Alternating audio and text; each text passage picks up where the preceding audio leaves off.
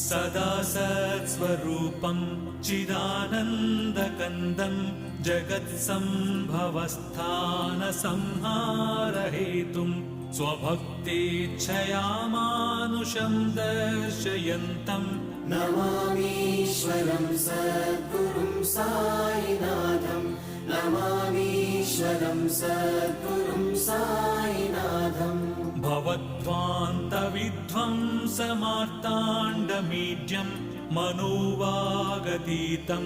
मुनिर्ध्यानगम्यं जगद्व्यापकं निर्मलं निर्गुणं त्वां नमामीश्वरं सद्गुरुं साईनाथं नमामीश्वरं सद्गुरुं साईनाथम् भवाम्बोधिमग्नार्दितानां जनानां स्वपादाश्रितानां